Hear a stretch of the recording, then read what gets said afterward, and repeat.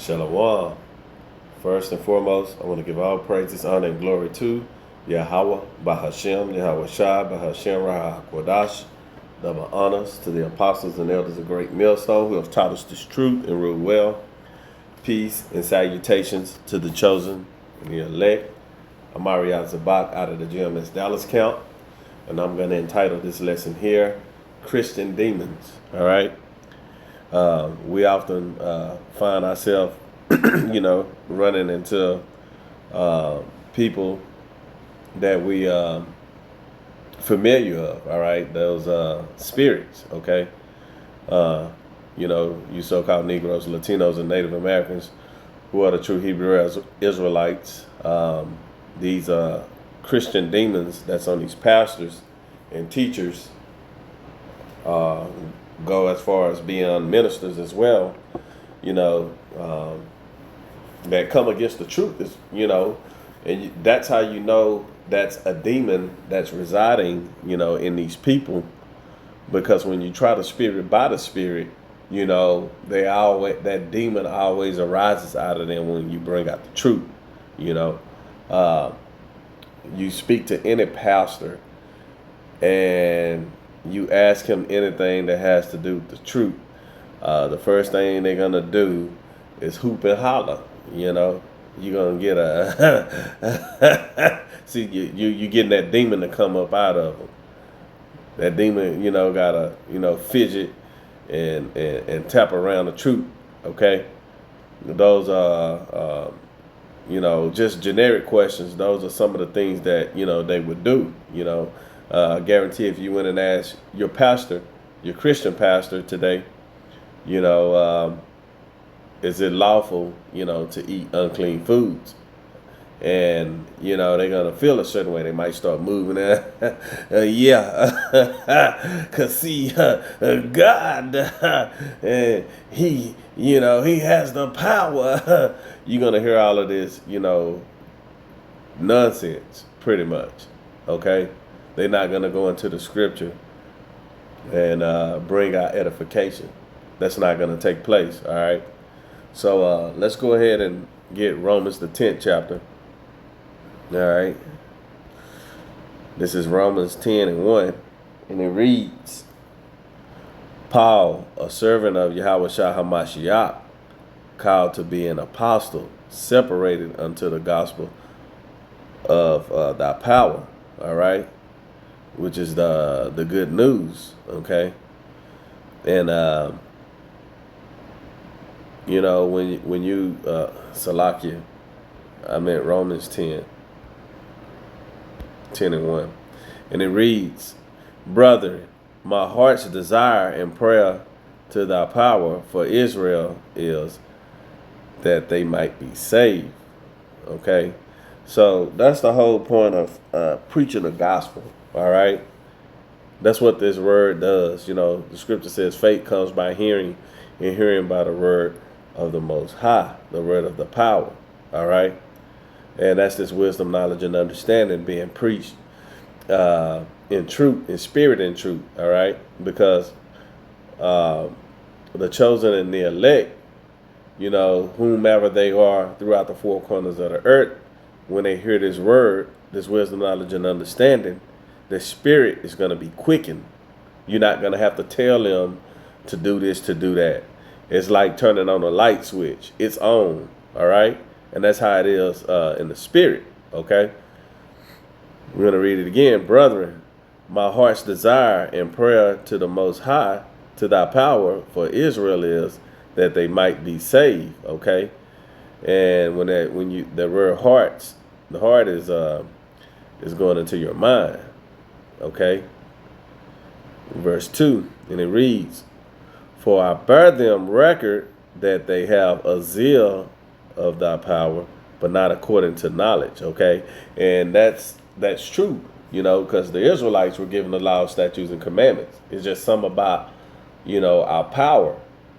They're gonna have to serve some type of God, whether it's false or the truth, a false ideology or the true and living power, okay, which is Yahweh, Bahashem Yahweh Shai, all right? which is the true living power. Okay. And, our people, will serve these different philosophies, but we do it not according to knowledge. And that's why you do have Christianity, Islam, Santa Maria, or Day of the Dead, our people and all of these different philosophies, all right? Because they have the zeal, but it's not according to knowledge. That's why we continue to go off, as a nation, all right? Verse 3, and it reads, for they, being ignorant of thy power's righteousness, and going about to establish their own righteousness, have not submitted themselves unto the righteousness of thy power. Okay? So, without this wisdom, knowledge, and understanding, you still continuing to go off. You know why? Because you're going to hoop and holler your way, into darkness. Continuing, because you got demons on you. That's a spirit on you to cause you to, I shit about a Honda, but I end up with a Toyota. That's not the spirit, okay? That's establishing your own righteousness, all right? And, I grew up in the Christian church, and to be honest, it just wasn't, preaching wasn't for me. I always like to just have Bible study, man. At least trying to read the word was better than just listening to some preaching, man. Although we didn't have the correct names, at least you can read, the accounts of David, Jeremiah, Isaiah. Although we didn't have a complete understanding, that was better than listening to somebody go, and if you look to the right, touch your neighbor and all that BS, okay? Those are demons, that was on these people, all right? So let's grab Ecclesiastes, let's get that Ecclesiastes, the 5th chapter. We're going to start from verse 1, and it reads, because, one thing about these Christians, they always like to come up to our camps, and disrupt what we have going on. And then when they ask us questions, they don't have the answers. And when we give them the answer, they try to, intervene as if they had the answer, And this is another problem that we have with these people. And Ecclesiastes chapter 5 and 1 reads, keep thy foot when thou goest into the house of thy power. And be more ready to hear than to give the sacrifice of fools, for they consider not that they do evil. All right. So this is something that, you Christians should be doing more of, is listening. All right. Because you don't know the Bible. Okay. And your pastor don't know the Bible. So we dang sure know that you don't know it. All right. Verse 2, be not rash with thy mouth, and let not thine heart be hasty to utter anything before the Most High, thy power. For thy power is in heaven, and thou upon earth.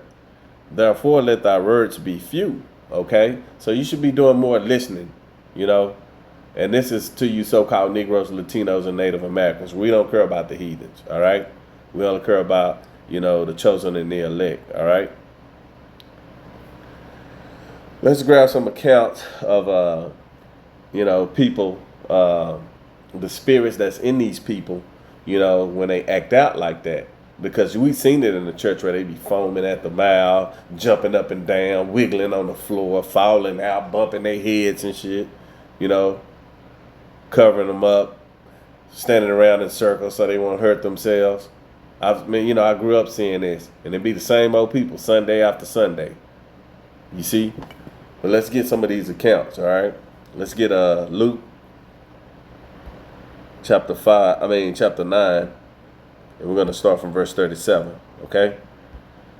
This is Luke chapter 9, verse 37, and it reads, and it came to pass that on the next day, when they come down from the hill, much people met him, and behold, a man of the company cried out, saying, Master, I beseech thee, look upon my son, for he is mine only child.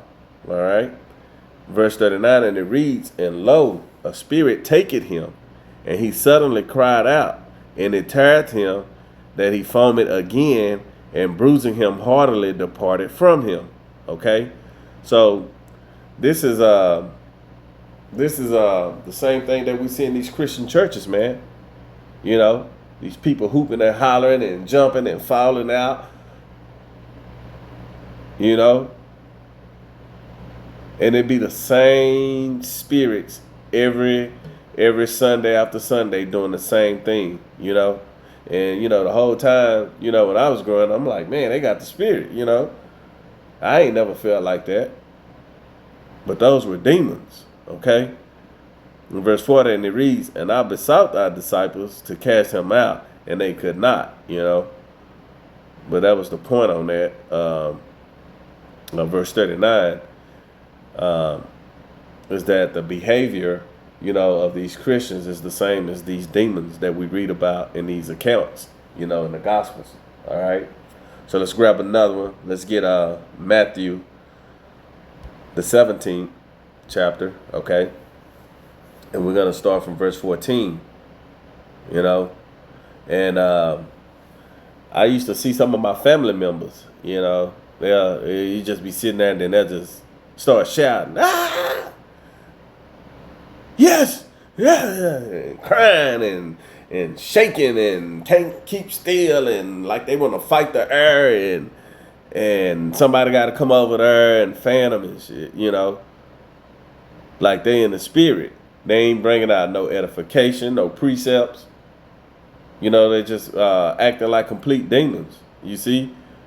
And it reads, Matthew 17 and 14, and when they were come to the multitude, there came to him a certain man, kneeling down to him, and saying, Lord, have mercy on my son, for he is a lunatic. Okay? As a matter of fact, let's get that word.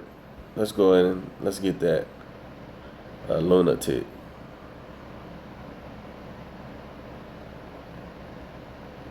Let me see if I'm spelling it right. All right, there it is. This is in the etymology, lunatic. It reads affected with periodic insanity. You see, and then when you go in, let's we're gonna pull that word up too. Depending on the changes of the moon, humor, temper, mood, whim, fancy. Okay, lunatic. Okay. All right, let's get the, it says see Luna. Yeah, that's going into the moon. Okay, let's get one of the key words in here is insanity. Let's get that. Insanity. There we go. All right. And it reads, state of being insane, seriously impaired state of mental function. Okay. That's in the mind, and that's where, you know, Satan attacks you is in the mind. That's where the demons go. Okay, so when you're not stable, you know, and grounded in this wisdom, knowledge, and understanding, the demons can attack you. Even if when you're in the truth, the demons try to attack you, and where they attack you is your mind. All right, because when we, you know, out there on the highways and byways, you studying, uploading videos, Satan continually try to, you know, attack your mind, have you start thinking about, you know, you start thinking about that box, okay? You start, you know, worrying about things that you shouldn't even be thinking about, you know, that don't have no control of you. Start like, man, how I'm going to pay this, how I'm going to get out of this situation. This is the mind that he attacks you from, okay? Your mental, all right? Unsoundness, disease, unhealthfulness. Okay, so these are, you know, some of the things that people are dealing with, you know, and it all starts in the mind. Okay, and this is why people, you know, have to get out. That's a stronghold that's on our people, and in Christianity, that's why I named this Christian demons. Okay.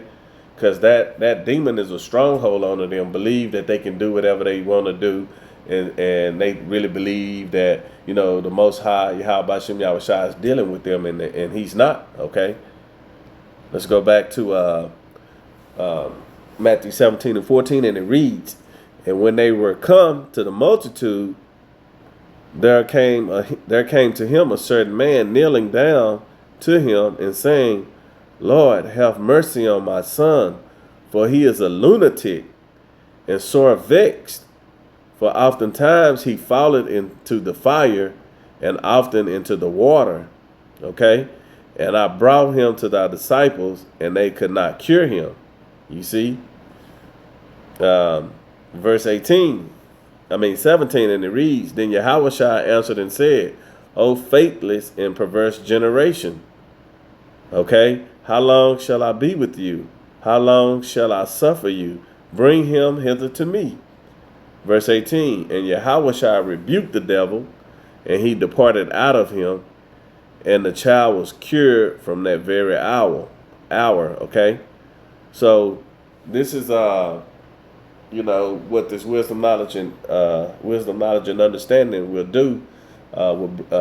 What's waking our people up and being quickened is that stronghold is with the spirit, with this wisdom, knowledge, and understanding. You know, it's in spirit and in truth. It's breaking these strongholds that's on our people, these demons. You know, it was once on me. Okay?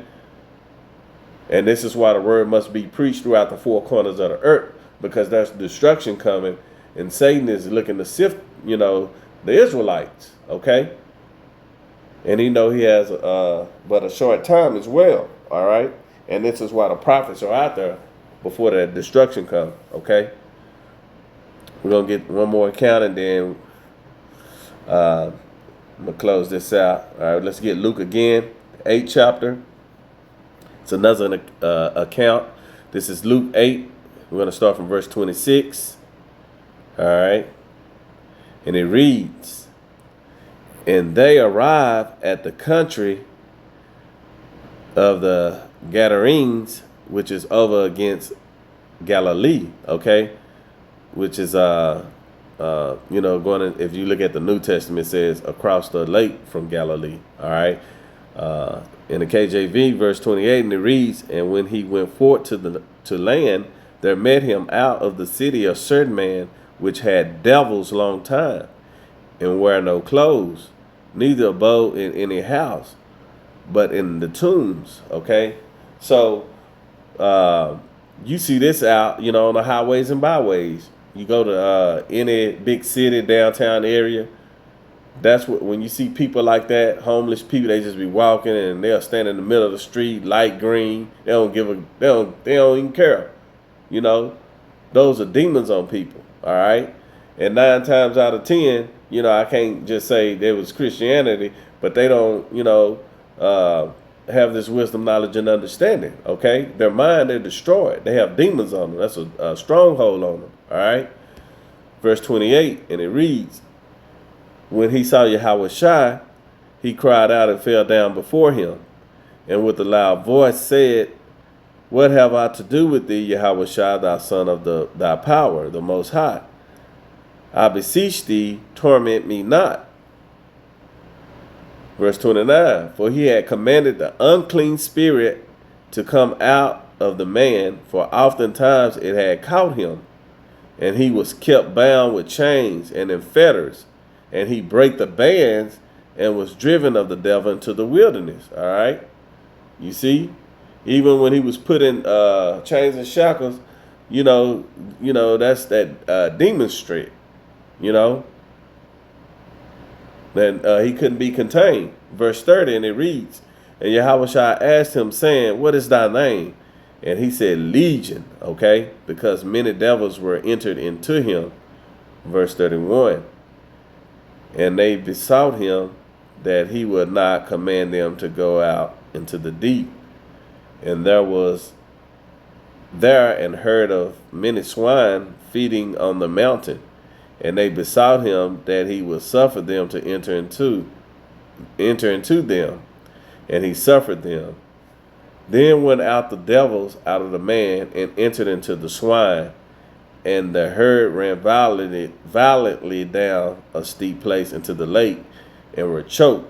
And one thing about swine is some very unclean animals, very unclean. You know, out of anything, that's where they wanted to go, into something that was very unclean, you see? And then you want to turn around and eat that shit.